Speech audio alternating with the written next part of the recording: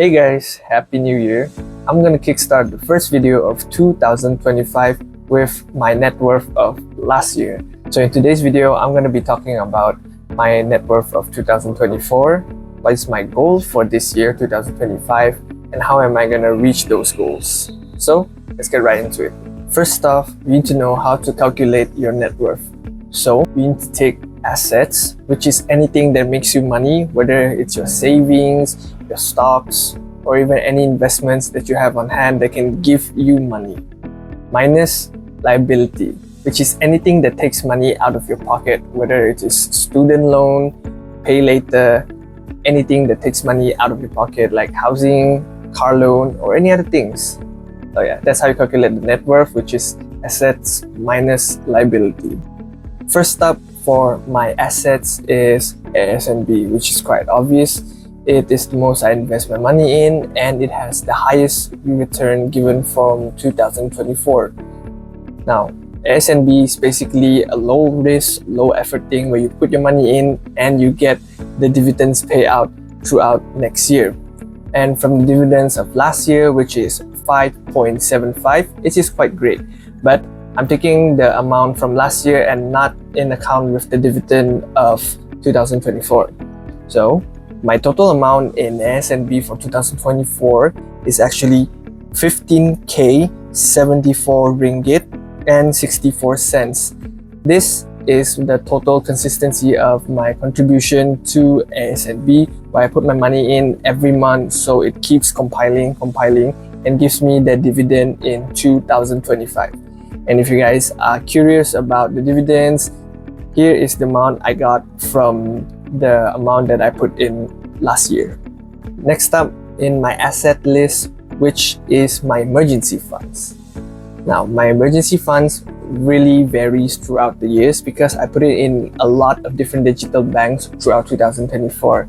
And we all know 2024 is like the booming of digital banks when they have a lot of different promotions, promotion rates, saving jars, saving pots, and a lot of daily interest. I try to utilize all of it and gain as much daily interest as I can from all of its promotion. Now, I did use GX Bank, Aeon Bank, Boost Bank, and also Touch and Go e-wallet, and also utilize all of their promotion to get as much as I can for my current amount, which is 11,051 ringgit and 28 cents. Currently, this is the amount I have in my emergency funds, which is also very liquid, and it also helped me throughout a lot of emergencies that happened throughout 2024, which is quite ironic. So if you guys want to have a safe place to put your emergency funds, you may consider one of these digital banks for you guys to put your money in. It is quite liquid and it also gives you a good daily interest. Well, for GX Bank, it's actually quite low currently. Aeon Bank, if you put in the savings pot or saving jars, which is currently around 3%. And in Boost Bank, they have like booster jars or special jars that gives you around 3.6% when you meet some of its conditions. There are links or videos up here. You guys can click on it if you guys want to know more about these. Third on my list is actually Versa. Now, in Versa, I basically have two different accounts in there, which is Versa Save and also Versa Invest. In Versa Save is like a low-risk money market fund where I put my money in and it gives me steady income or steady interest daily or twice a day, something like that. While in Versa Invest, it actually goes up and also goes down. Currently, I've been using it to maximize the Versa Quest itself, which every time you direct debit at least 200 ringgit, it'll give you 1% extra on your Versa Cash or Versa Cash I. So I've been consistently direct debiting 200 ringgit every single month to get the bonus percentage from the Versa Quest itself. 10,978 ringgit and 98 cents. This is the end balance of 2024. Lastly, which I'm pretty sure most of you or every working citizen have this, which is our retirement fund. In Malaysia, we call it KWSB or EPF. In other countries, you guys may refer this as 401k or in Singapore, you might call it as CPF. I know some people don't consider their retirement funds in their overall net worth, but it's actually still my money, and you can actually still take out money from account 3 itself, which I really don't encourage. But if there's a really need for it, then by all means. So through the consistent contribution from me, myself, and also my employers, which is 11% for me and my employer, which is 13%, the total amount or the end amount of 2024 in my retirement fund is 13,066 ringgit and 7 cents.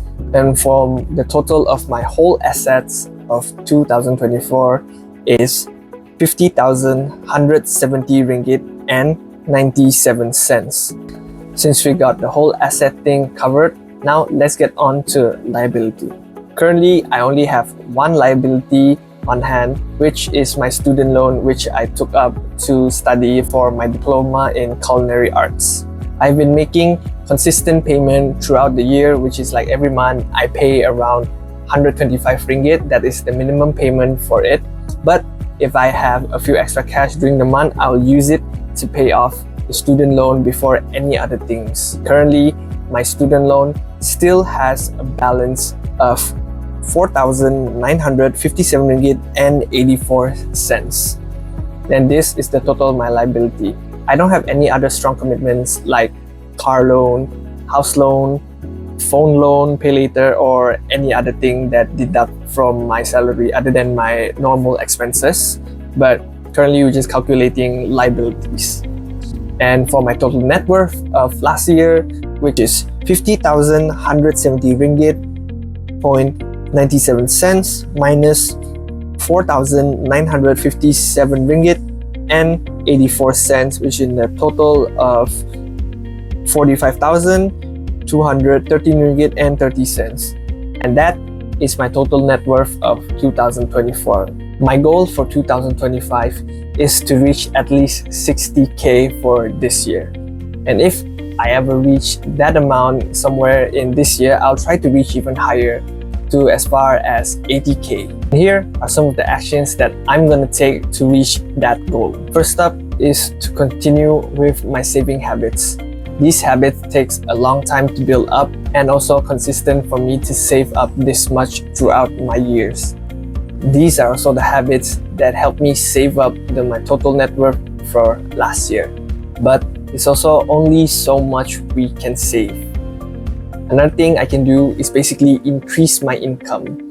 How do I increase my income? Well, I can always rely on promotion at jobs or any incentives or any other increase of salary when it comes to my current working job. Another way, I can do a side hustle, which I'm still experimenting on it, whether to do freelancing or take up another part-time job to also increase my income for now. Another thing that I'm still trying out, which is affiliate marketing. And I know a lot of people already know this or already did it, but some of the affiliate that I do is from the digital banks last year, which is like the GX, Aeon, banks. From all of those, there's like referrals, and when you guys sign up, I get a little bit of money, like 8 ringgit, 10 ringgit. It's not much, but it helps me get by. So I really appreciate you guys for signing up using the links. And I'll try to experiment with Shopee or even TikTok to get more exposure to how affiliate works itself. Lastly, I'll try to learn about Moomoo, which is my first step into investment. I know Moomoo has been very wide known since the launch of it in Malaysia, but I did try it out last year and I ended up losing money instead of gaining more money. Mostly because I did not know when to sell or when to buy.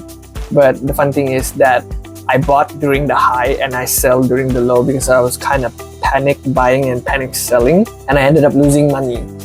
So I took out the money and I put it in my emergency funds for it to grow instead of me losing more money at the end. This year, I'll try to learn more about Moomoo or investment itself to utilize it, and hopefully I can gain more money from using Moomoo itself. That's all I have for you guys today, and you guys can give it a try to calculate your own net worth. Do leave in a comment if you feel like it. I appreciate if you guys can help me like, share, and subscribe for me to reach my goal of 500 subscribers for this year, 2025. And until my next video, ciao.